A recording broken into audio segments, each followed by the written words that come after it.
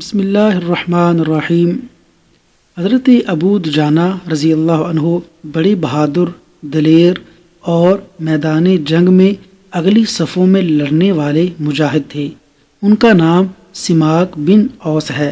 غزوہ احد میں ان کی بہادری کے کارنامے اسلامی تاریخ کا حصہ ہیں۔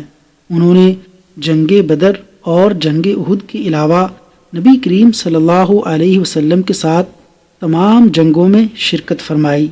احد کے دن رسول اکرم صلی اللہ علیہ وسلم نے فرمایا، اس تلوار کا حق کون ادا کرے گا؟ لوگ اس کے لیے آگے بڑھے، لیکن آپ نے انہیں تلوار نہیں دی۔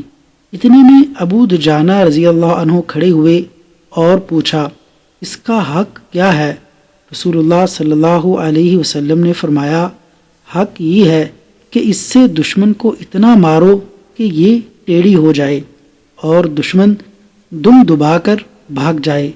چنانچہ ابو دجانہ رضی اللہ عنہ نے آگے بڑھ کر رسول اکرم صلی اللہ علیہ وسلم کے ہاتھ سے تلوار لی اور لال پٹی سر پر باندھ کر اکڑتے ہوئے دشمن کی صف میں جا گھسے۔ رسول اکرم صلی اللہ علیہ وسلم نے ان کی چال دیکھ کر فرمایا، یہ ایسی چال ہے جو اللہ تعالیٰ کو سخت ناپسند ہے، مگر اس مقام پر نہیں۔ اللہ کے رسول صلی اللہ علیہ وسلم کی وفات کے بعد کئی قبائل اسلام سے مرتد ہو گئے اور مسیلمہ کذاب ان کا لیڈر بن گیا۔ چنانچہ ان مرتدین نے زکوٰۃ دینے سے انکار کر دیا۔ حضرت ابو بکر صدیق رضی اللہ عنہ نے ان کے خلاف اعلان جہاد کیا۔ مرتدین کی سرکوبی کے لیے جو لشکر روانہ ہوا اس میں حضرت ابو دجانہ رضی اللہ عنہ بھی شامل تھے۔ یہ ماما کے مقام پر بنو حنیفہ کے مرتدین سے جو جنگ ہوئی، اس میں ابو دجانہ رضی اللہ عنہ نے بہادری کے وہی جوہر دکھائے جو رسالت مآب صلی اللہ علیہ وسلم کے دور ایام میں دکھائے تھے۔ یہ ماما میں ایک بڑے باغ کے درمیان قلعہ تھا جس میں مرتدین جمع تھے۔ وہ قلعہ بند ہو کر لڑائی کر رہے تھے اور مسلمانوں کو نقصان پہنچا رہے تھے۔ ضرورت اس امر کی تھی کہ کوئی شخص قلعہ کے اندر جائے اور قلعے کا دروازہ کھول دے تاکہ مجاہدین قلعے میں داخل ہو سکیں۔ ابو دجانہ رضی اللہ عنہ نے اپنے ساتھیوں سے کہا، کسی طرح مجھے اٹھا کر قلعے کے اندر اتار دو تاکہ میں دروازہ کھول سکوں۔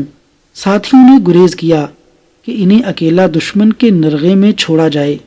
ابو دجانہ رضی اللہ عنہ نے بڑے زور سے اپنے مطالبے کو دہرایا۔